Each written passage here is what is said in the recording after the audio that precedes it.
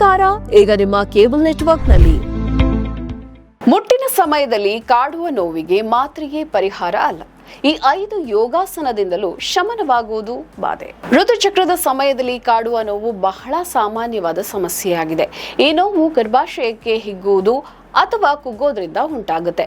ಋತುಚಕ್ರದ ಸಮಯದಲ್ಲಿ ದೇಹವು ಪ್ರೋಸ್ಟಾಗ್ಲಾಂಡಿನ್ ಎಂಬ ಹಾರ್ಮೋನ್ ಅನ್ನು ಬಿಡುಗಡೆ ಮಾಡುತ್ತೆ.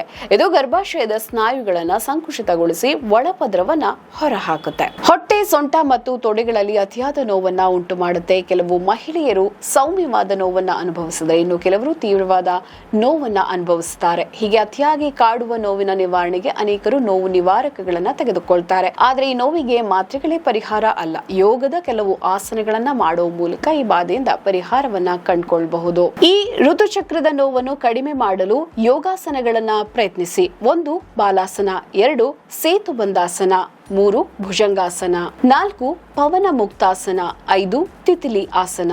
ಋತುಚಕ್ರದ ಸಮಯದಲ್ಲಿ ತೀವ್ರ ನೋವನ್ನ ನೀವು ಅನುಭವಿಸ್ತಾ ಇದ್ರೆ ತಿತಿಲಿ ಆಸನ ಅಥವಾ ಚಿಟ್ಟೆ ಭಂಗಿಯನ್ನ ಪ್ರಯತ್ನಿಸಬಹುದು. ಈ ಭಂಗಿಯು ಪೆಲ್ವಿಕ್ ಪ್ರದೇಶದಲ್ಲಿ ರಕ್ತ ಪರಿಚಲನೆಯನ್ನ ಹೆಚ್ಚಿಸಿ ಸ್ನಾಯುಗಳನ್ನ ಸಡಿಲಗೊಳಿಸುತ್ತೆ. ಹೀಗಾಗುವಾಗ ಸೆಳೆತ ಮತ್ತು ನೋವು ಕೂಡ ಕಡಿಮೆಯಾಗುತ್ತೆ.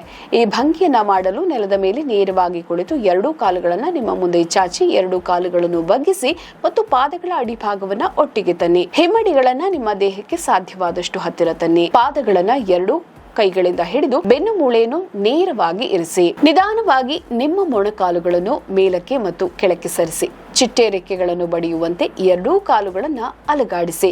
ಸಾಮಾನ್ಯ ಉಸಿರಾಟವನ್ನ ಕಾಪಾಡಿಕೊಳ್ಳುತ್ತಾ 1 ರಿಂದ 2 ನಿಮಿಷಗಳ ಕಾಲ ಇದನ್ನ ಮುಂದುವರಿಸಿ. ನಮ್ಮ ಈ ವಿಡಿಯೋ ನಿಮಗೆ ಇಷ್ಟ ಆದಲ್ಲಿ ಲೈಕ್ ಮಾಡಿ, ಶೇರ್ ಮಾಡಿ, ಕಮೆಂಟ್ ಮಾಡಿ ಮತ್ತೆ ಸಬ್ಸ್ಕ್ರೈಬ್ ಮಾಡಿ.